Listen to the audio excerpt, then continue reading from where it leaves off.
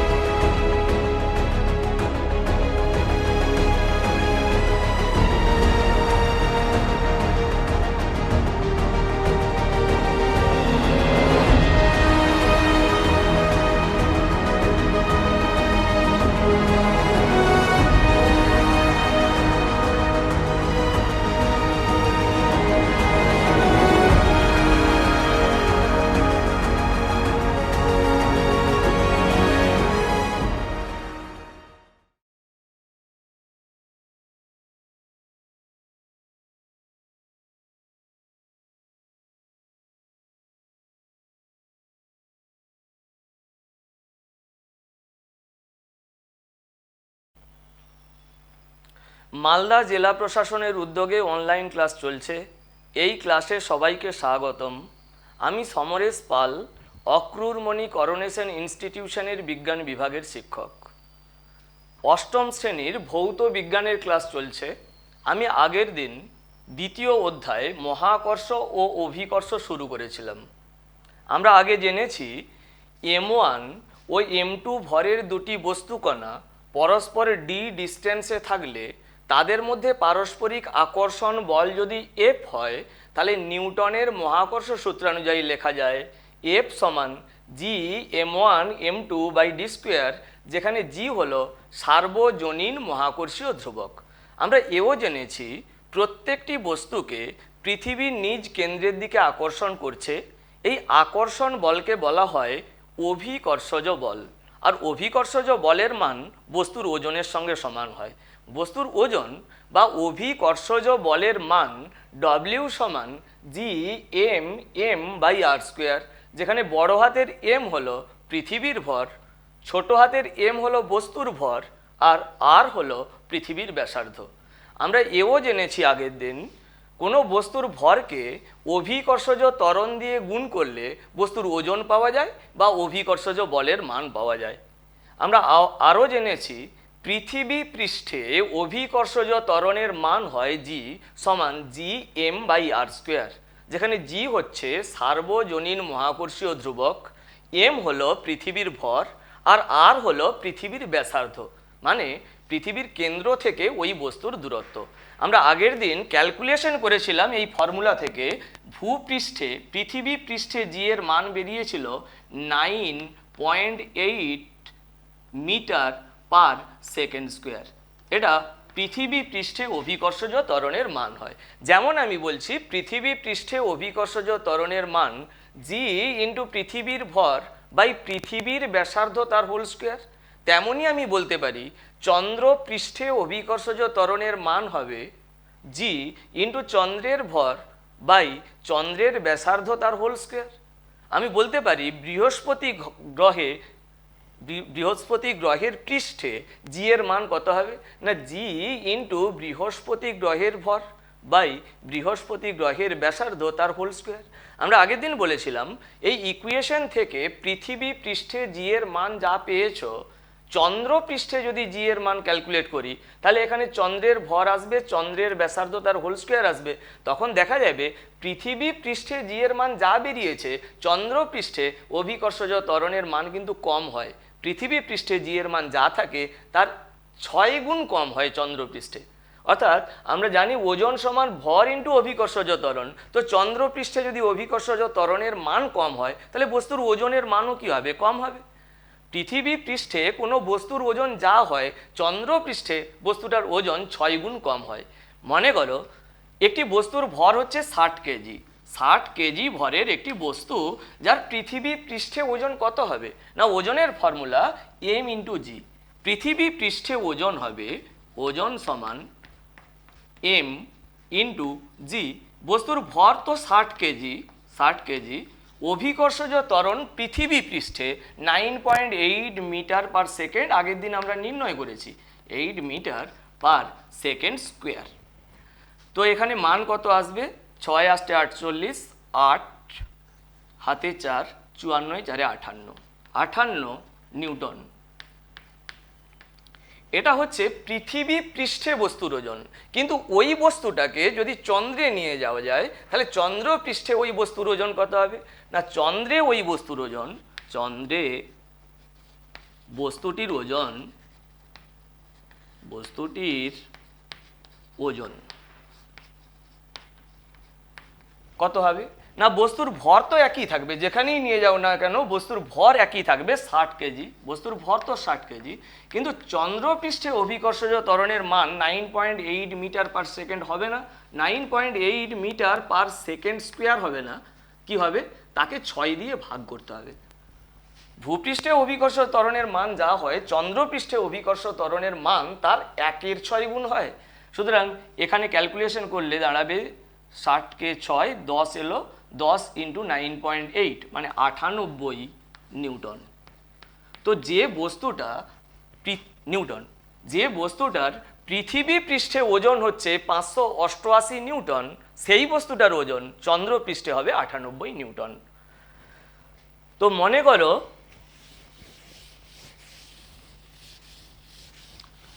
করো এটা আমার পৃথিবীর ভর মনে করো m, পৃথিবীর কেন্দ্র মনে করো O, পৃথিবীর ব্যাসার্ধ মনে করো r। তাহলে পৃথিবী পৃষ্ঠে কোনো বস্তুর অভিকর্ষজ ত্বরণের মান কত হবে? না, এই ইকুয়েশন g সমান g into m by r square. মনে করো পৃথিবী পৃষ্ঠ থেকে h উচ্চতায় কোনো বস্তুর আমি অভিকর্ষজ ত্বরণের মান নির্ণয় করব। মনে করো h উচ্চতায় একটা বস্তু আছে, এর অভিকর্ষজ ত্বরণের মান নির্ণয় করব।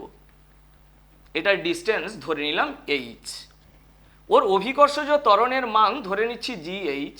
তাহলে gh সমান কত হবে? না, এই ফর্মুলাটা দেখেই বলছি, h উচ্চতায় অভিকর্ষ ত্বরণের মান gh এর মান হবে g ইন্টু পৃথিবীর ভর m বাই r, মানে কি পৃথিবীর কেন্দ্র থেকে ওই বস্তুর দূরত্ব। পৃথিবীর কেন্দ্র থেকে ওই বস্তুর দূরত্ব কত হবে? না, পৃথিবীর ব্যাসার্ধ r প্লাস h। তাহলে পৃথিবীর কেন্দ্র থেকে ওই বস্তুর দূরত্ব হবে r প্লাস h তার হোল স্কোয়ার। তাহলে পৃথিবী পৃষ্ঠে বস্তুটার ত্বরণ g এবং h উচ্চতায় কোনো বস্তুর অভিকর্ষজ ত্বরণের মান gh। তো আমি যদি g বাই gh এর মান বের করি, g বাই gh অর্থাৎ পৃথিবী পৃষ্ঠে অভিকর্ষজ ত্বরণ এবং h উচ্চতায় কোনো স্থানে অভিকর্ষজ ত্বরণের যদি মান নির্ণয় করি তাহলে কি বেরোবে? তার অনুপাত যদি নির্ণয় করি তাহলে কি হবে? g এর মান পুট করছি gm by r square, gm by r square by gh এর মান পুট করলাম gm by r plus h তার হোল স্কোয়ার, বা gm কেটে যাচ্ছে, এটা উপরে যাবে, তার মানে g বাই gh এর মান হবে r plus h square by r square. তো এক লাইন ক্যালকুলেশন করতে পারি এখানে, g বাই gh গোটাটাকে ব্র্যাকেটের ভেতরে নিয়ে চলে এলাম, r plus h by r তার হোল স্কোয়ার লেখা যায়। এটাকে ভেঙে লেখা যায় ব্র্যাকেটের ভেতরে r বাই r মানে 1 প্লাস h বাই r তার হোল স্কোয়ার। এবার দেখো g বাই gh এর মান গ্রেটার দেন 1, এক অপেক্ষা বড়, দেখো 1 প্লাস h বাই r, তাহলে এক অপেক্ষা বড়। তাহলে আমি লিখতে পারি এখান থেকে g by gh is greater than 1। তাহলে লেখা যায় g is greater than gh। তার মানে ভূপৃষ্ঠে অভিকর্ষজ ত্বরণের মান যা হয় সে তার মান বড় হয়, h উচ্চতায় অভিকর্ষজ ত্বরণের মান ছোট হয়। এ থেকে কি প্রমাণিত হলো না ভূপৃষ্ঠ থেকে যত উচ্চতা বাড়ানো যায় তত অভিকর্ষজ ত্বরণের মান কমতে থাকে। জি ইজ গ্রেটার দেন জিএইচ। ভূপৃষ্ঠে অভিকর্ষ ত্বরণের মান কত হয় না 9.8 মিটার পার সেকেন্ড স্কোয়ার। এবার ভূপৃষ্ঠ থেকে যত উপরে যাওয়া যায় অভিকর্ষজ ত্বরণের মান ধীরে ধীরে কমতে থাকবে। আবার মনে করো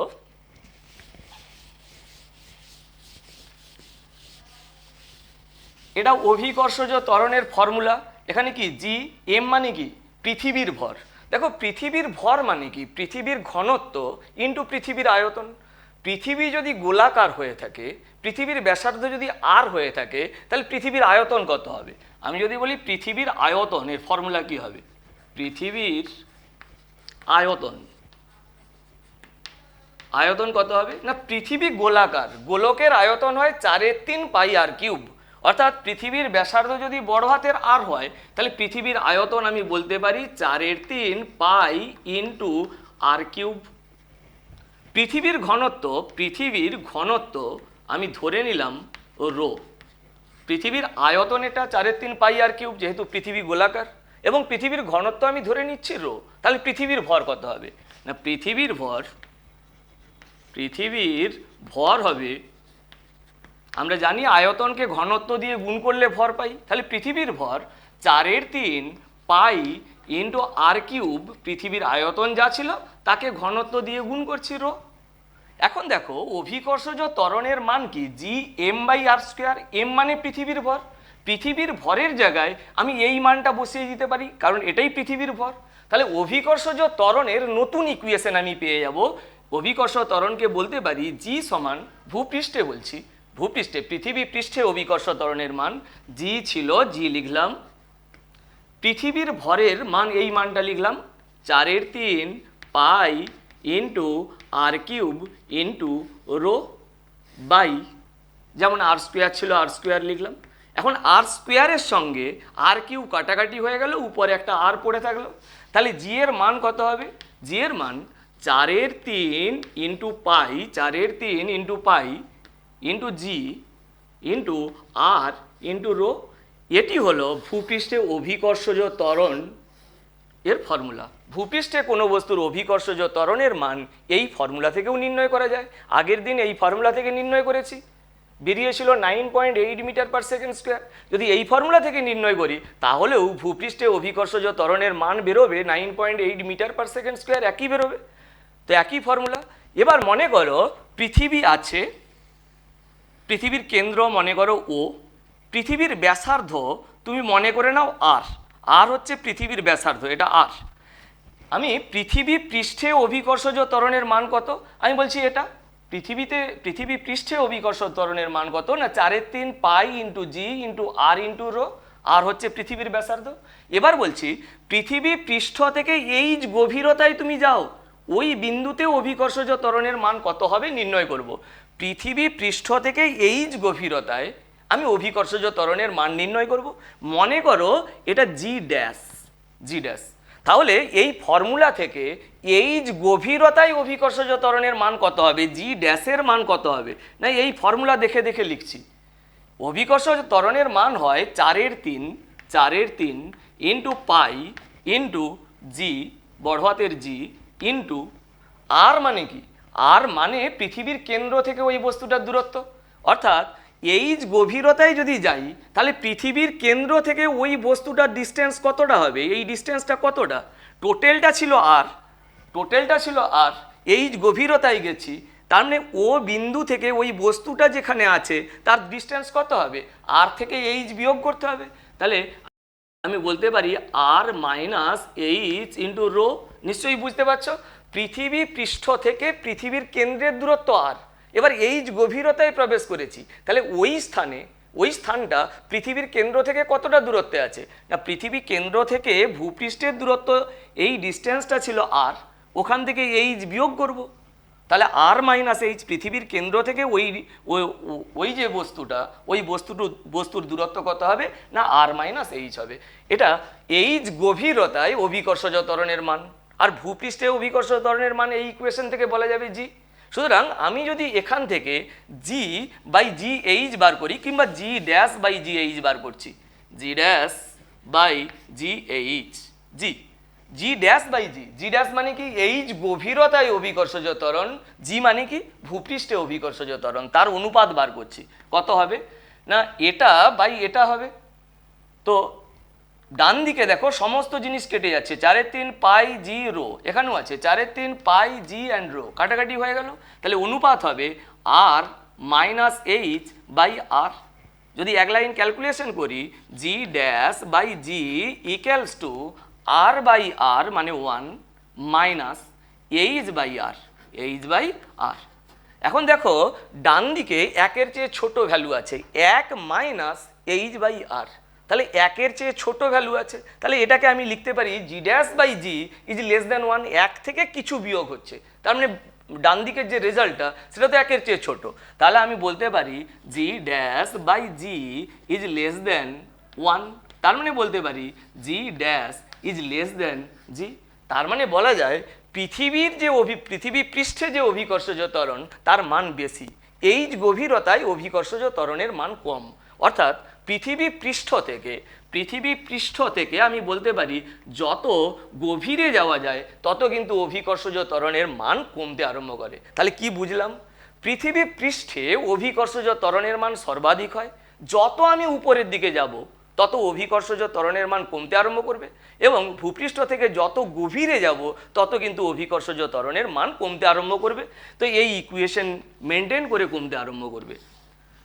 তো এইভাবেই যদি আমি পৃথিবীর কেন্দ্রে চলে যাই, এই ইকুয়েশনকে সত্য ধরে বিচার করো, আমি পৃথিবীর কেন্দ্রে চলে গেলাম, পৃথিবীর কেন্দ্রে যদি চলে গেলাম কতটা গভীরে গেলাম না, পৃথিবীর ব্যাসার্ধ যদি আর হয় তাহলে আর গভীরে চলে যাচ্ছি।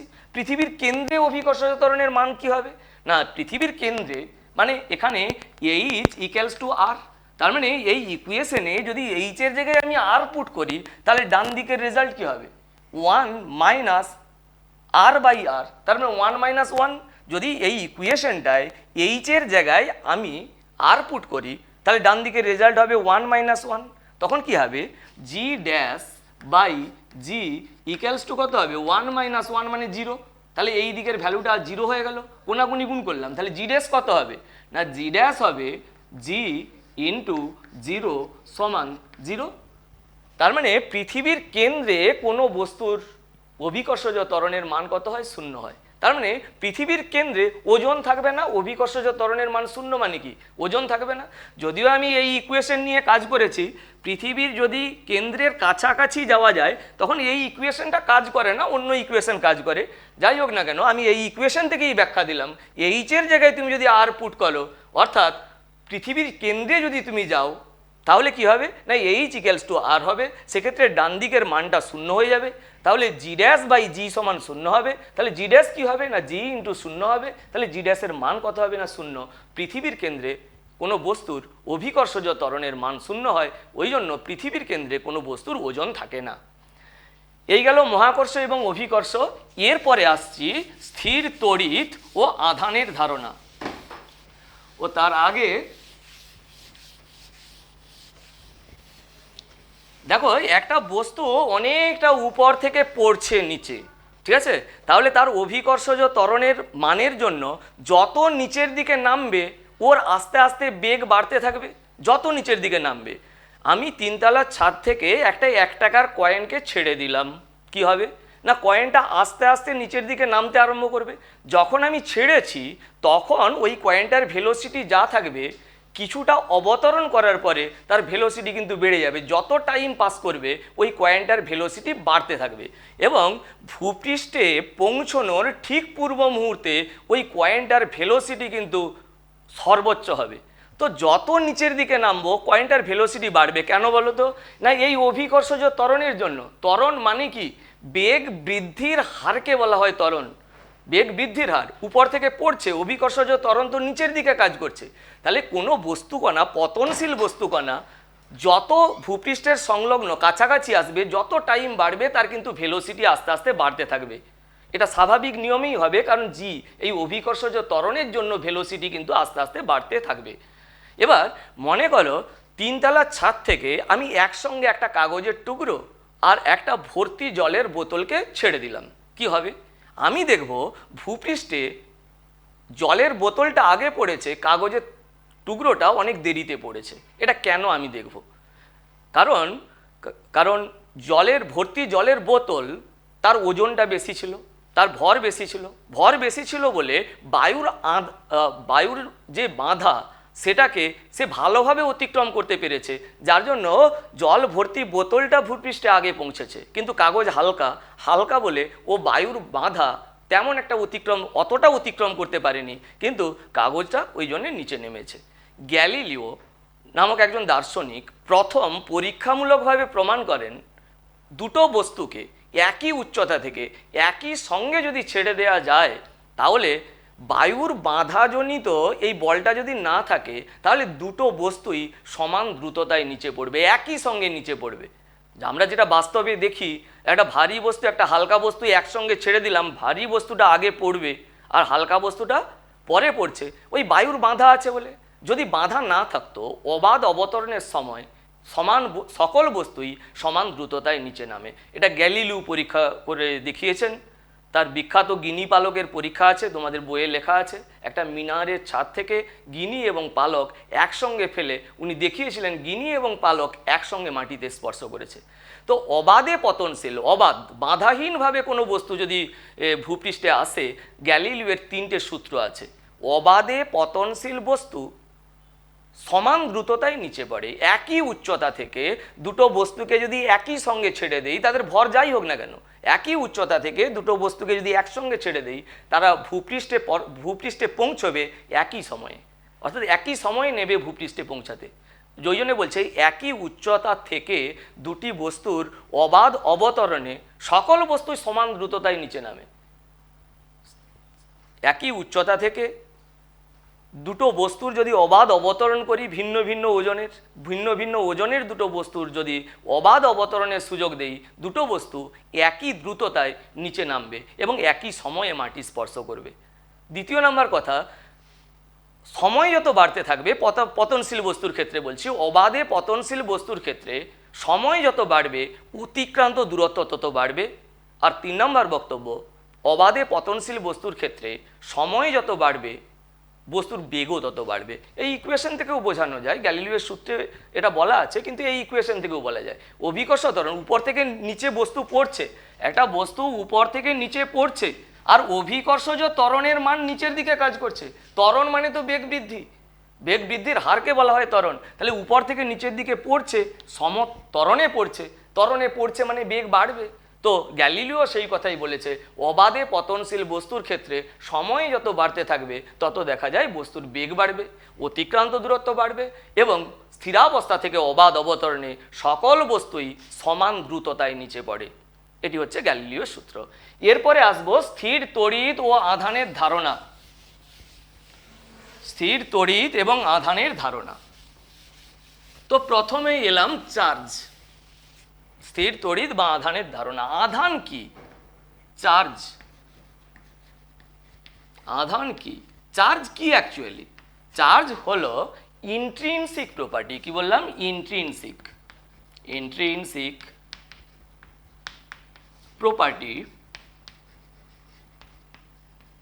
Property of matter. চার্জ কি না বস্তুর ইন্ট্রিনসিক প্রপার্টি। ইন্ট্রিনসিক প্রপার্টি মানে কি না যাকে নিয়ে রিসার্চ করা যায় না। চার্জ কি? চার্জের ভেতরে কি আছে? উত্তর হলো আমি জানি না, চার্জকে নিয়ে রিসার্চ করা যায় না, এটা একটা ইন্ট্রিনসিক প্রপার্টি। ইন্ট্রিনসিক প্রপার্টির এক্সাম্পল আমি আরেকটা দিচ্ছি। মাস একটা ইন্ট্রিনসিক প্রপার্টি। মাস, এটা নিয়ে রিসার্চ করা যায় না। আমি যদি তোমাকে বলি ভরের মধ্যে কি আছে, এর উত্তর হলো আমি জানি না। ভর তো ভরই, ভরের মধ্যে আবার কি থাকবে? ভরকে নিয়ে রিসার্চ করা যায় না। ভরের মতো চার্জও একটা ইন্ট্রিনসিক প্রপার্টি। আমি যদি বলি চার্জ কি, চার্জের মধ্যে কি আছে, চার্জ কবে আবিষ্কার হয়েছিল, কে আবিষ্কার করেছিল, চার্জের ডেফিনেশন কি, কিছুই আমার জানা নেই। Intrinsic property. তবে 600 খ্রিস্টপূর্বাব্দে 600 বিসি গ্রিকের দার্শনিকরা চার্জের একটা ডেফিনেশন দিয়েছিলেন। উনারা বলছেন দুটো বস্তুকে যদি ঘর্ষণের ফলে ওই বস্তুগুলোর মধ্যে আকর্ষণী ক্ষমতা এবং বিকর্ষণী ক্ষমতা তৈরি হয়। ঘর্ষণের ফলে যে আকর্ষণী ধর্ম এবং বিকর্ষণী ধর্ম যে তৈরি হয়, একেই বলা হয় চার্জ। ঘর্ষণের ফলে বস্তুর মধ্যে যে আকর্ষণী ধর্ম এবং বিকর্ষণী ধর্ম তৈরি হয় তাকে বলা হয় চার্জ। এটা গ্রিক দেশের দার্শনিক চার্জের ডেফিনেশন দিয়েছেন। ঘর্ষণের ফলে আকর্ষণী ক্ষমতা এবং বিকর্ষণী ক্ষমতা তৈরি হয়। তোমাদের বইয়েও কিছু উদাহরণ লেখা আছে, বলছি। আমি চিরুনি নিয়ে মাথায় ঘষলাম, ঠিক আছে? এবার ওই চিরুনিটাকে নিয়ে কতগুলো কাগজের টুকরোর কাছে, যদি কাগজের টুকরোর কাছে ওই চিরুনিকে নিয়ে গেলে দেখা যায় কাগজের টুকরোগুলো ওই চিরুনি দ্বারা আকৃষ্ট হচ্ছে। তাহলে চিরুনিকে ঘষেছি, ঘর্ষণের ফলে ওর মধ্যে আকর্ষণী ক্ষমতা তৈরি হয়েছে। তোমাদের বইয়ে লেখা আছে দুটো বেলুনকে আমি যদি জামায় ভালো করে ঘষি, ভালো করে ঘষলাম দুটো বেলুনকে, এবার বেলুনগুলোকে যদি কাছাকাছি আনি দেখা যাবে বেলুনগুলো পরস্পরকে বিকর্ষণ করছে। এবার যদি দেখা যায় ওই বেলুনটাকে যদি আবার জামার সামনে নিয়ে আসি, জামা দিয়ে ঘষেছি দুটো বেলুনকে, এবার বেলুনটাকে যদি আমি জামার সামনে নিয়ে আসি দেখবো জামা এবং বেলুনের মধ্যে আকর্ষণ বল কাজ করছে। মনে করো দুটো স্ট্র নিয়েছি, শরবত খাওয়া স্ট্র, ভাতে ভালো করে ঘষলাম, জামায় ভালো করে ঘষলাম, ঘষে স্ট্রগুলোকে কাছাকাছি আনলাম, স্ট্রগুলো পরস্পরকে বিকর্ষণ করবে। এবার ওই একটা স্ট্রয়ের কাছে যদি আমি হাতের আঙুল নিয়ে যাই দেখা যাবে হাতের আঙুলকে ওই স্ট্র আকর্ষণ করছে। তার মানে কি, ঘর্ষণের ফলে কোনো একটা কারণে বস্তুকণার মধ্যে আকর্ষণী ক্ষমতা এবং বিকর্ষণী ক্ষমতা তৈরি হয়। তো কেন তৈরি হয় পরে আমি আলোচনায় আসছি। স্থির তড়িতের জন্যই এটা হয়, স্থির তড়িতেরই ধারণা দিচ্ছি, ঠিক আছে? তার মানে ঘর্ষণের ফলে কোনো বস্তুর মধ্যে আকর্ষণী এবং বিকর্ষণী ক্ষমতার তৈরি হয়। এই আকর্ষণী ধর্ম এবং বিকর্ষণী ধর্মকেই বলা হয় চার্জ। এটা গ্রিক দেশের দার্শনিকরা বলেছেন। তো চার্জের মডার্ন কনসেপ্ট কি না, চার্জের মডার্ন ডেফিনেশন হচ্ছে, বুঝতে গেলে তোমাকে পরমাণু বুঝতে হবে। প্রত্যেকটি পদার্থ অসংখ্য ক্ষুদ্র ক্ষুদ্র কণা নিয়ে গঠিত, যাদেরকে বাংলাতে বলা হয় পরমাণু আর ইংরেজিতে বলা হয় অ্যাটম। প্রত্যেকটা পদার্থ অসংখ্য ক্ষুদ্র ক্ষুদ্র কণা নিয়ে গঠিত। সে আমার হাত হতে পারে, ডাস্টার হতে পারে, চক হতে পারে, যে কোনো পদার্থ অসংখ্য ক্ষুদ্র ক্ষুদ্র কণা নিয়ে গঠিত, যাদেরকে বলা হয় পরমাণু। তো পরমাণুর মধ্যে কি থাকে না, পরমাণুর মধ্যে আবার সাব অ্যাটমিক পার্টিকেল থাকে, ক্ষুদ্র ক্ষুদ্র কণিকা থাকে। পরমাণুর মধ্যে আবার কণিকা থাকে। কণিকাগুলোর মধ্যে স্টেবল পার্টিকেল আছে তিনটে। পরমাণুর মধ্যে অনেক কণিকাই থাকতে পারে, তার মধ্যে স্টেবল পার্টিকেল আছে তিনটে: ইলেকট্রন, প্রোটন এবং নিউট্রন। তো পরমাণুর মধ্যে যে স্টেবল পার্টিকেলগুলো আছে, এই ইলেকট্রন এবং প্রোটনের ক্যারেক্টারিস্টিক কিন্তু আলাদা। প্রমাণ করে দেখা গেছে, পরীক্ষা করে দেখা গেছে, বিজ্ঞানীরা পরীক্ষা করেছেন, ইলেকট্রনের ক্যারেক্টারিস্টিক যা হবে প্রোটনের ক্যারেক্টারিস্টিক ঠিক উল্টো। ইলেকট্রন যেদিকে যায় প্রোটন তার উল্টো দিকে যায়। কোনো একটা বডিকে এই ইলেকট্রন এবং প্রোটনের কিন্তু আকর্ষণী ক্ষমতা আছে। ইলেকট্রন কোনো বডিকে আকর্ষণ করছে, তবে ওই বডিকে কিন্তু প্রোটন বিকর্ষণ করবে। প্রোটন কোনো বডিকে আকর্ষণ করছে, ওই বডিটাকে ইলেকট্রন কিন্তু বিকর্ষণ করবে। তাহলে ইলেকট্রনের ক্যারেক্টারিস্টিক প্রোটনের ক্যারেক্টারিস্টিক ঠিক উল্টো। প্রোটন যাকে করছে আকর্ষণ, ইলেকট্রন ওই বডিকেই করছে বিকর্ষণ। ইলেকট্রন যাকে করছে আকর্ষণ, প্রোটন করছে বিকর্ষণ। তো ইলেকট্রন এবং প্রোটনের মধ্যে আকর্ষণী ক্ষমতা আছে, বিকর্ষণী ক্ষমতাও আছে, কিন্তু নিউট্রনের মধ্যে আকর্ষণ এবং বিকর্ষণী ক্ষমতা নেই। নিউট্রন হচ্ছে নিউট্রাল, আর নিউট্রাল এই শব্দ থেকে নিউট্রনের নামকরণ হয়েছে। তো এই যে ইলেকট্রনের যে আকর্ষণী ক্ষমতা বা বিকর্ষণী ক্ষমতা, প্রোটনের যে আকর্ষণী ক্ষমতা বা বিকর্ষণী ক্ষমতা বা আকর্ষণী বিকর্ষণী ধর্ম, একেই বলা হয় চার্জ। তো মডার্ন ডেফিনেশনে কি বলা হচ্ছে, পরমাণুর মধ্যে যে আদি কণিকায় ইলেকট্রন এবং প্রোটন থাকে তাদের বৈশিষ্ট্যমূলক ধর্মকে চার্জ বলে। চার্জ কি জানি না, ইলেকট্রনের যে বৈশিষ্ট্যমূলক ধর্ম তাকেই আমি চার্জ হিসেবে কনসিডার করব। প্রোটনের যে বৈশিষ্ট্যমূলক ধর্ম তাকেই আমি চার্জ হিসাবে কল্পনা করব। আমি বলেছি চার্জের সঠিক ডেফিনেশন নেই, আগেই বলেছি ইন্ট্রিনসিক প্রপার্টি। তাহলে চার্জ এবং ভর দুজনেই ইন্ট্রিনসিক প্রপার্টি। দেখো ইলেকট্রনের বৈশিষ্ট্যমূলক যে ধর্ম, বিজ্ঞানীরা বললেন ওই ধর্মটাকে তুমি দিয়ে দাও নেগেটিভ চার্জ। তো চার্জ দুই ধরনের, নেগেটিভ চার্জ। ইলেকট্রনকে দেয়া হয়েছে নেগেটিভ চার্জ। নেগেটিভ চার্জ মানে কি? নেগেটিভ চার্জ মানে ইলেকট্রনের বৈশিষ্ট্যমূলক ধর্মকে বলা হয় নেগেটিভ, ঠিক আছে? তাহলে ইলেকট্রনের ক্যারেক্টারিস্টিক প্রোটনের ঠিক উল্টোটা। তাহলে প্রোটনকে কি ধরা হবে? তাহলে নেগেটিভের উল্টো হচ্ছে পজিটিভ। তো প্রোটনের বৈশিষ্ট্যমূলক ধর্মকে লেখা হবে পজিটিভ। তো আমি বুঝতে পারছি ইলেকট্রনের চার্জ হচ্ছে নেগেটিভ এবং প্রোটনের চার্জ পজিটিভ ধরে নেওয়া হয়েছে, যেহেতু এদের ক্যারেক্টারিস্টিক উল্টো। ঠিক আছে, কোনো বডির মধ্যে নেগেটিভ চার্জ আছে, আমি বুঝবো ওই বডির মধ্যে ইলেকট্রনের বৈশিষ্ট্যমূলক ধর্ম আছে। কোনো বডির মধ্যে পজিটিভ চার্জ আছে মানে প্রোটনের বৈশিষ্ট্যমূলক ধর্ম আছে। তাহলে চার্জ কত ধরনের? দুই ধরনের, নেগেটিভ চার্জ এবং পজিটিভ চার্জ। ঋণাত্মক আধান কাকে বলে?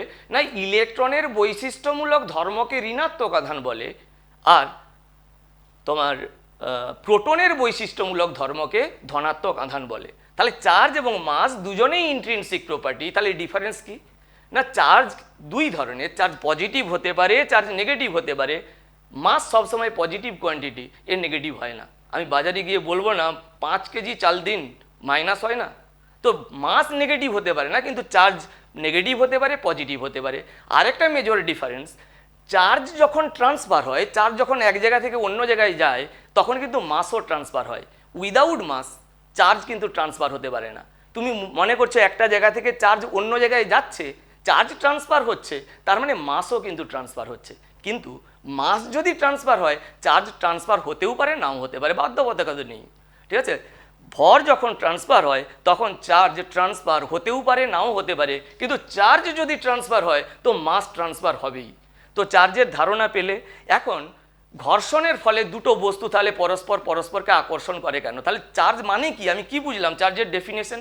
না গ্রিক দার্শনিকদের ভাষায় ঘর্ষণের ফলে বস্তুর মধ্যে যে আকর্ষণী এবং বিকর্ষণী ধর্ম তৈরি হয় তাকে বলা হয় চার্জ। এবং মডার্ন কনসেপ্ট অনুযায়ী পরমাণুর মধ্যে যে আদি কণিকা আছে, বিশেষত ইলেকট্রন এবং প্রোটন, তার বৈশিষ্ট্যমূলক ধর্মকে বলা হয় চার্জ। চার্জ হচ্ছে দুই ধরনের, পজিটিভ চার্জ এবং নেগেটিভ চার্জ। এটা জেনে রাখো, সম আধান পরস্পরকে বিকর্ষণ করে। বিভিন্ন পরীক্ষার মাধ্যমে এটাই প্রমাণিত হয়েছে। সম আধান পরস্পরকে বিকর্ষণ করে এবং বিষম আধান পরস্পরকে আকর্ষণ করে। যেমন দুটো ইলেকট্রন যদি রেখে দেই আমি পাশাপাশি, দুজনের মধ্যেই নেগেটিভ চার্জ আছে, এরা পরস্পরকে বিকর্ষণ করবে। আর যদি দুটো প্রোটন রেখে দেই পাশাপাশি বা কিছুটা দূর থেকেই কিন্তু আকর্ষণ করবে। পজিটিভ চার্জ পরস্পরকে বিকর্ষণ করবে, দুটো সম আধান পরস্পরকে বিকর্ষণ করবে অনেকটা দূর থেকেই। আর বিষম আধান যদি হয়, এক জায়গায় মনে করো ইলেকট্রন আছে, একটু দূরে প্রোটন আছে, এমন নয় ইলেকট্রনই আছে কিংবা প্রোটন আছে, ইলেকট্রনের বৈশিষ্ট্যমূলক ধর্ম আছে, প্রোটনের বৈশিষ্ট্যমূলক ধর্ম আছে, অনেকটা দূরে আছে, তবু ওরা পরস্পরকে আকর্ষণ করছে। এই যে আকর্ষণ বল, নন কন্ট্যাক্ট ফোর্স, কন্ট্যাক্টে নেই। এখানে পজিটিভ চার্জ আছে, এখানে নেগেটিভ চার্জ আছে, এদের মধ্যে কোনো টাচ নেই, এই সিস্টেমের সঙ্গে এই সিস্টেম টাচ করে নেই, অথচ পরস্পরের মধ্যে আকর্ষণ চলছে। এই আকর্ষণ বল যদি সম আধান হয়, পরস্পরকে বিকর্ষণ করবে, কিন্তু টাচ করে নেই দুটো সিস্টেম। তার মানে ইলেকট্রোস্ট্যাটিক ফোর্স এটাকে বলে। ইলেকট্রোস্ট্যাটিক ফোর্স একটা নন কন্ট্যাক্ট ফোর্স। তাহলে কি বুঝলাম? না সম আধান পরস্পরকে বিকর্ষণ করে, বিষম আধান পরস্পরকে আকর্ষণ করে। বিষম আধান পরস্পরকে আকর্ষণ করে। এই আকর্ষণ বা বিকর্ষণ বলকে বলা হয় ইলেকট্রোস্ট্যাটিক ফোর্স। কেন বলছি? না স্থির অবস্থা থেকে আকর্ষণ করে। দেখো চার্জ তো বুঝলে, চার্জ স্থির অবস্থায় থাকতে পারে। চার্জ যদি স্থির অবস্থায় থাকে, রেস্ট অবস্থায় যদি থাকে, তাহলে তাকে আমরা বলবো ইলেকট্রোস্ট্যাটিক। ইলেকট্রোস্ট্যাটিক মানে স্থির তড়িৎ। আর চার্জ যদি চলতে শুরু করে, চার্জের যদি গতি থাকে, তাহলে তাকে আমরা বলবো ইলেকট্রোডাইনামিক।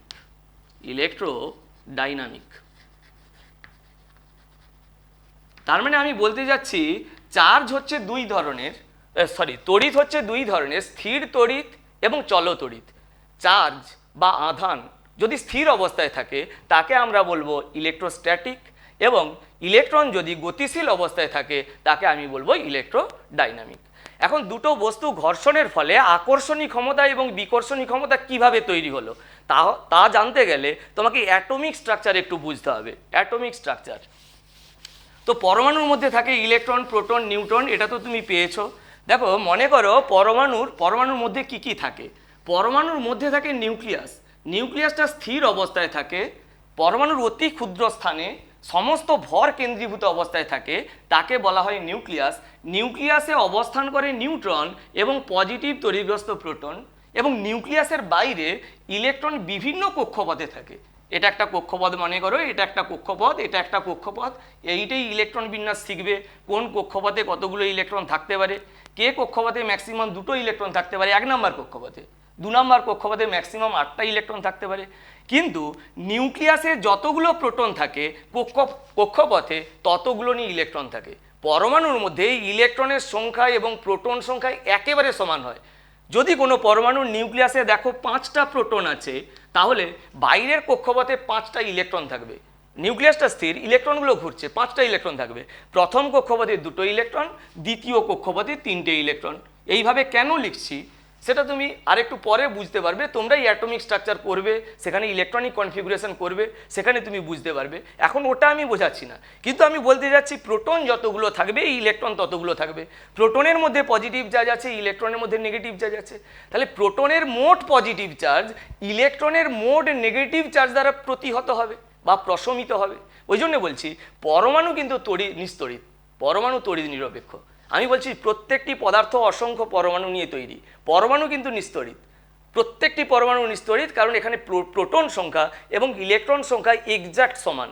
একটা প্রোটনের মোট পজিটিভ চার্জ একটা ইলেকট্রনের মোট নেগেটিভ চার্জের সঙ্গে সমান, আবার প্রোটনের সংখ্যা ইলেকট্রনের সংখ্যার সঙ্গে সমান। তাহলে প্রোটনের মোট পজিটিভ চার্জ ইলেকট্রনের মোট নেগেটিভ চার্জকে এক্সাক্ট ক্যান্সেলেশন করবে, ফলে পরমাণু হবে নিস্তড়িত। আর প্রত্যেকটা বডি অসংখ্য ক্ষুদ্র ক্ষুদ্র পরমাণু নিয়ে তৈরি হয়, ওই জন্য প্রত্যেকটি বডি হয় নিস্তড়িত।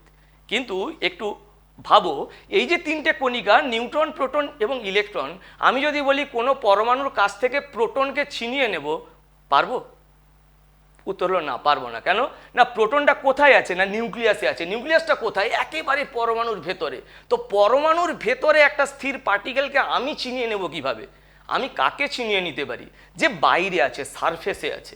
সারফেসে কে আছে? ইলেকট্রন আছে। তো আমি বলছি একটা পরমাণুর কাছ থেকে আমি ইলেকট্রন বের করতে পারি, আর একটা পরমাণুর মধ্যে আমি ইলেকট্রন প্রবেশ করাতে পারি। মনে করো একটা পরমাণুর কাছ থেকে আমি ইলেকট্রন বের করে নিলাম, তাহলে কি হবে? না ওই পরমাণুটা পজিটিভ হয়ে যাবে। এখানে 5টা প্রোটন ছিল, 5টা ইলেকট্রন ছিল, আমি একটা ইলেকট্রনকে কোনো কারণে বের করে নিয়েছি। ইলেকট্রনকে বের করতে গেলে তাপ শক্তির প্রয়োজন, তাপ শক্তির প্রয়োজন। তো তাপ শক্তি দিয়ে ইলেকট্রনটাকে আমি বের করে নিয়েছি। ইলেকট্রনকে যদি আমি বের করে নেই, তাহলে কি হবে? প্রোটন 5টাই থাকবে, কিন্তু ইলেকট্রন তো 4টে হয়ে যাবে। তাহলে এই পরমাণুটি পজিটিভ তড়িৎগ্রস্ত হয়ে পড়বে। তাহলে তুমি বুঝবে কি, একটা সিস্টেম থেকে কখনোই প্রোটনকে বের করতে পারবে না, ইলেকট্রনকেই বের করতে পারবে। প্রোটনকে বের করতে পারবে না, নিউট্রনকে বের করতে পারবে না, তুমি ইলেকট্রনকে বের করতে পারবে। ইলেকট্রনকে বের করে নিয়েছো, তাহলে সিস্টেমটা হয়ে যাবে পজিটিভ তড়িৎগ্রস্ত। 1 ইউনিট তার মধ্যে পজিটিভ চার্জ থাকবে। যদি 5টা ইলেকট্রনকে বার করো, 5 ইউনিট পজিটিভ চার্জ থাকবে। 10টা ইলেকট্রনকে বের করলে 10 ইউনিট। কোনো সিস্টেমের মধ্যে যদি ইলেকট্রন তুমি প্রবেশ করাও, তাহলে ওই সিস্টেমটা নেগেটিভ তড়িৎগ্রস্ত হয়ে যাবে। নেগেটিভ তড়িৎগ্রস্ত মানে কি? মানে হচ্ছে ইলেকট্রনের বৈশিষ্ট্যমূলক ধর্ম। পজিটিভ তড়িৎগ্রস্ত মানে কি? না প্রোটনের বৈশিষ্ট্যমূলক ধর্ম। তার মানে কি আমি ইলেকট্রনকেই বের করতে পারি, ইলেকট্রনকেই যুক্ত করতে পারি। পরমাণুর কাছ থেকে ইলেকট্রনকে বের করেছি, পরমাণুটি পজিটিভ তড়িৎগ্রস্তে কোনো স্পেসিসে পরিণত হবে, অর্থাৎ প্রোটনের বৈশিষ্ট্যমূলক ধর্মে পরিণত হবে। ইলেকট্রন প্রবেশ করিয়েছি, তার মানে ও ঋণাত্মক চার্জযুক্ত কণিকাতে পরিণত হবে। তার মানে কি ইলেকট্রনের বৈশিষ্ট্যমূলক ধর্মে ও পরিণত হবে। তাহলে এই দুটো সিস্টেম, একটা সিস্টেম থেকে আমি ইলেকট্রন উইথড্র করেছি, ওটা হয়েছে পজিটিভ। একটা সিস্টেমে ইলেকট্রন যোগ করেছি, ওটা হয়ে গেছে নেগেটিভ। এরা পরস্পরকে আকর্ষণ করবে কি করবে না? করবে। এটাই হচ্ছে ইলেকট্রোস্ট্যাটিক ফোর্স। এই যে বিষম আধান পরস্পরকে স্থির অবস্থায় থেকে অনেকটা দূর থেকেই আকর্ষণ করে, এই আকর্ষণ বলটাকে বলছি ইলেকট্রোস্ট্যাটিক ফোর্স। যদি সম আধান হয়, অনেকটা দূর থেকেই স্থির অবস্থায় থেকে এরা পরস্পরকে বিকর্ষণ করবে। এই বিকর্ষণ বলকে আমি কি বলবো? ইলেকট্রোস্ট্যাটিক ফোর্স, নন কন্ট্যাক্ট ফোর্স। তো পারস্পরিক আকর্ষণ এবং বিকর্ষণ বল। এবার বোঝো, এবার ইলেকট্রনকে কোনো জায়গা থেকে যদি বের করতে হয়, তাহলে কিন্তু তাপ শক্তির প্রয়োজন হবে। ইলেকট্রনকে তো আপনি বেরিয়ে আসবে না, তাপ শক্তি দিতে হবে, তবে ইলেকট্রনকে বের করতে পারবো কোনো পরমাণুর কাছ থেকে। আর ইলেকট্রন প্রবেশ করাতে গেলে তাপ শক্তি উৎপন্ন হয়। যেমন মনে করো আমি হাত দিয়ে জামাটাকে ঘষছি, ফলে কি হচ্ছে? ঘষছি মানে এই যে গতি শক্তি আছে না, গতি শক্তি তাপ শক্তিতে রূপান্তরিত হচ্ছে। আমি দুটো হাত ঘষছি, ঘর্ষণের ফলে কি হবে? গতি শক্তি তাপ শক্তিতে রূপান্তরিত হবে। আর ওই তাপ শক্তির দরুন কি হবে না ইলেকট্রন নিঃসৃত হবে। আমি জামায় হাত ঘষছি, ঘষার ফলে তাপশক্তি উৎপন্ন হচ্ছে। এই তাপশক্তি কি করছে না এই জামায় যে আউটার সারফেসে যে পরমাণুগুলো ছিল তার বাইরের কক্ষপথে যে ইলেকট্রনগুলো ছিল সেই ইলেকট্রনগুলো আস্তে আস্তে বেরিয়ে আসছে। কোথায় আসছে না আমার হাতে আসছে। তার মানে জামাটা হয়ে গেল পজিটিভ এবং আমার হাতটা হয়ে গেল নেগেটিভ। জামার মধ্যে তৈরি হলো স্থির তড়িৎ ইলেকট্রোস্ট্যাটিক এবং আমার হাতের মধ্যে তৈরি হলো ইলেকট্রোস্ট্যাটিক। ওই জন্যে আমাদের এই হাত এবং জামা পরস্পর আকর্ষণ করছে। দেখো আমি দুটো বেলুনকে ঘষছি, দুটো বেলুনকে আমি জামায় ঘষছি, বেলুনকে আমি জামায় ঘষলাম, এবার দুটো বেলুনকে আমি সামনাসামনি নিয়ে আসছি, তাহলে কি হবে না ওরা পরস্পরকে বিকর্ষণ করবে। কেন বলছি বিকর্ষণ করবে না জামায় যখন ঘষেছি ঘর্ষণের ফলে তাপশক্তি উৎপন্ন হয়েছে। ওই তাপশক্তির প্রভাবে কি হয়েছে না জামার বাইরের কক্ষপথে যে পরমাণুগুলো ছিল তার পরমাণুর যে বহিস্থ কক্ষপথে ইলেকট্রন ছিল সেই ইলেকট্রনগুলো স্থানান্তরিত হয়েছে কোথায় না বেলুনে স্থানান্তরিত হয়েছে। তো জামা হয়ে গেছে পজিটিভ। চার্জ ট্রান্সফারের কথা বলছি, চার্জ ট্রান্সফার হয়েছে মানে মাসকে নিয়েই গেছে, ইলেকট্রনের ভরও আছে। চার্জ ট্রান্সফার হলে মাসও ট্রান্সফার হবে। এ হয়ে গেছে পজিটিভ আর বেলুন হয়ে গেছে নেগেটিভ। তাহলে দুটো বেলুনই ঋণাত্মক তড়িৎগ্রস্ত হয়ে গেছে। দুটো বেলুনকে তো ঘষেছি, দুটো বেলুনই কি করেছে জামা থেকে ইলেকট্রন বেলুনে চলে এসেছে। তাহলে দুটো বেলুনের মধ্যেই কি নেগেটিভ চার্জ সম আধান পরস্পরকে বিকর্ষণ করবে। কাছে নিয়ে এসেছি পরস্পরকে বিকর্ষণ করছে। তাহলে তুমি বোঝো আমি যখন চিরুনি দিয়ে মাথা আঁচড়াই তাহলে চিরুনির সঙ্গে মাথার ঘর্ষণ বল কাজ করছে। এখানে তাহলে চিরুনি এবং মাথার চিরুনি থেকে এখানে ইলেকট্রন চলে যাবে মাথার চুলে, চিরুনি থেকে চলে যাবে মাথার চুলে। তাহলে চিরুনিটা হয়ে যাবে পজিটিভ তড়িৎগ্রস্ত এবং মাথার চুল হয়ে যাবে নেগেটিভ তড়িৎগ্রস্ত। তাহলে চিরুনি মাথার চুলকে আকর্ষণ করবে, কিন্তু চিরুনিটা মাথায় আমি ঘর্ষণের ফলে চিরুনি এবং চুলের মধ্যে আকর্ষণী ক্ষমতা তৈরি হবে। কিন্তু আমি চিরুনিটাকে বাইরে এনে যদি ছোট ছোট কাগজের টুকরোর কাছে নিয়ে যাই দেখব কাগজের টুকরোকে চিরুনি আকর্ষণ করছে। এটা কেন হচ্ছে? চিরুনির মধ্যে তো চার্জ আছে, আমি বুঝলাম পজিটিভ চার্জ আছে, কাগজের টুকরোর মধ্যে তো চার্জ নেই, তাকে তো কারোর সঙ্গে ঘষিনি, তাহলে তার মধ্যে চার্জ নেই। তাহলে চিরুনি কাগজকে আকর্ষিত করছে কিভাবে না এই ঘটনাটাকে বলা হয় তড়িৎ আবেশ। যেমন মনে করো চিরুনির মধ্যে আছে পজিটিভ চার্জ, চিরুনির মধ্যে পজিটিভ চার্জ আছে, চুলের সঙ্গে ঘষেছি, তো চিরুনির কাছ থেকে ইলেকট্রন আউটার সেলের ইলেকট্রন চলে গেছে চুলের মধ্যে বেশ কিছু, তার মানে চিরুনির মধ্যে আছে পজিটিভ চার্জ, ওখানে এনেছি আমি একটি কাগজের টুকরোর মধ্যে কোনো চার্জ ছিল না, এর চিরুনির মধ্যে ছিল পজিটিভ চার্জ। তো পজিটিভ চার্জের কাছে যদি কোনো নিউট্রাল স্পেসিসকে নিয়ে আসি, ও কি করবে ওই নিউট্রাল স্পেসিসের নিকটতম প্রান্তে অপোজিট চার্জকে ইনডিউস করবে, নেগেটিভ চার্জ তৈরি করে ফেলবে। এই ঘটনাটাকে বলবো তড়িৎ আবেশ। কোনো আধানগ্রস্ত কণিকার সামনাসামনি কোনো নিউট্রাল কণিকাকে যদি আনি তাহলে ওই বডির মধ্যে যে তড়িৎ আছে ওই নিউট্রাল কণিকার নিকটতম প্রান্তে ও বিপরীত আধানকে আবিষ্ট করবে। এর মধ্যে পজিটিভ চার্জ আছে, কাগজটার নিকটতম প্রান্তে নেগেটিভ চার্জ ও তৈরি করবে এবং দূরতম প্রান্তে পজিটিভ চার্জ তৈরি করবে, তারপরে আকর্ষণ করবে। তাহলে কোনো তড়িৎগ্রস্ত কণিকা যে কোনো নিউট্রাল বডিকে আকর্ষণ করতে পারে, মানে তড়িৎ আবেশের ধরুন, ঠিক আছে, তড়িৎ আবেশের ধরুন যে কোনো পজিটিভ তড়িৎগ্রস্ত হতে পারে, নেগেটিভ তড়িৎগ্রস্ত হতে পারে বডি, কিন্তু নিউট্রাল কোনো কণিকাকে আকর্ষণ করতে পারে তড়িৎ আবেশের ফলে। কি বলছি বোঝা যাচ্ছে? মনে করো কোনো বডির মধ্যে নেগেটিভ চার্জ আছে, নেগেটিভ চার্জ আছে মানে ওখানে ইলেকট্রনের আধিক্য আছে, ইলেকট্রন প্রবেশ করিয়েছি। নেগেটিভ চার্জ মানে ইলেকট্রনের আধিক্য, পজিটিভ চার্জ মানে ইলেকট্রনের ডেফিসিয়েন্সি। তো এখানে ইলেকট্রনের আধিক্য আছে, প্রচুর পরিমাণে নেগেটিভ চার্জ আছে।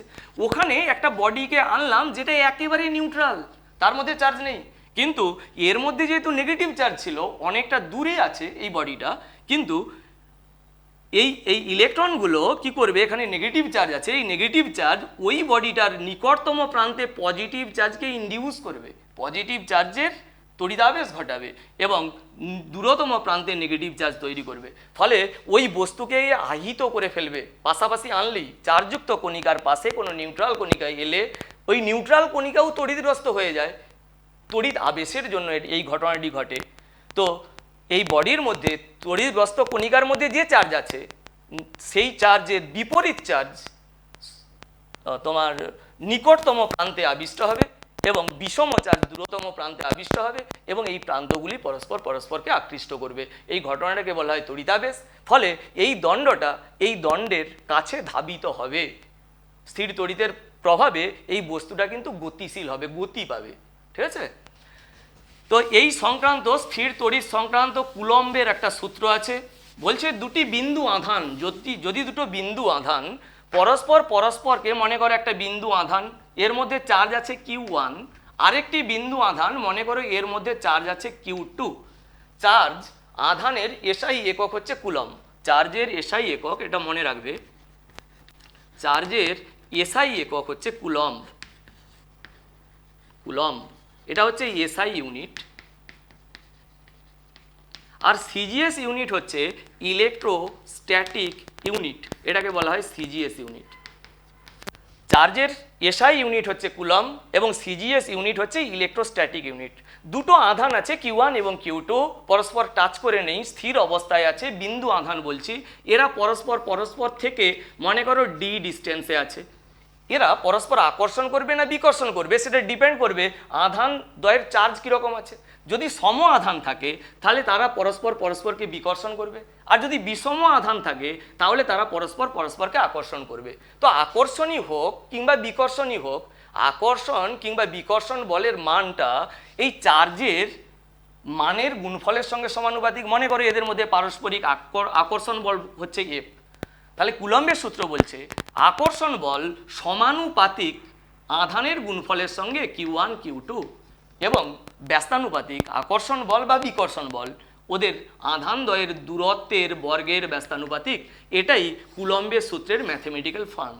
দুটো বিন্দু আধান পরস্পর যদি ডি ডিস্টেন্সে থাকে তাহলে তারা আইদার পরস্পরকে আকর্ষণ করবে না হলে বিকর্ষণ করবে। সম আধান হলে বিকর্ষণ হবে এবং বিষম আধান হলে আকর্ষণ হবে। আকর্ষণ কিংবা বিকর্ষণ বলের মান আধান দ্বয়ের মানের গুণফলের সঙ্গে সমানুপাতিক এবং ওদের ভেতরকার দূরত্ব ডি তার বর্গের ব্যস্তানুপাতিক। এটা কুলম্বের সূত্র, তার ম্যাথমেটিক্যাল ফর্ম এটা। সমানুপাতিক চিহ্ন তুলে সমান চিহ্ন আনতে গেলে একটা ধ্রুবক গুণ করতে হয়। এফের জায়গায় আমি যদি সমানুপাতিক চিহ্ন তুলে সমান চিহ্ন আনি, একটা ধ্রুবক এখানে লিখতে হবে। ধ্রুবকটা হচ্ছে K into Q1 into Q2 by D square. এই কে একটা কনস্ট্যান্ট। কে কি না, কে হচ্ছে সমানুপাতিক ধ্রুবক, সমানুপাতিক ধ্রুবক যার মানটা মাধ্যমের প্রকৃতির উপর নির্ভরশীল। এই মাধ্যমটা যে আধান দুটো কোন মাধ্যমে আছে, জল মাধ্যমে আছে না বায়ু মাধ্যমে আছে না শূন্য মাধ্যমে আছে, তার প্রকৃতির উপর কে এর মানটা নির্ভরশীল।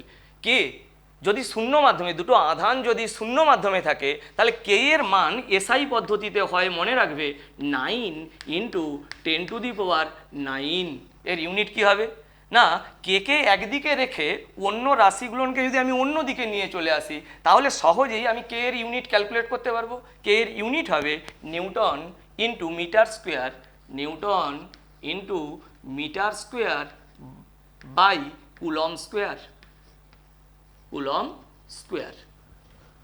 ঠিক আছে, এটা কে এর মান হয়। কে এর ইউনিট আমি ক্যালকুলেট করে দেখাচ্ছি। কে সমান কি, কে একদিকে রাখো, অন্য রাশিগুলো অন্যদিকে নিয়ে যাও, তাহলে কে সমান কি হবে F into D square by Q1 into Q2।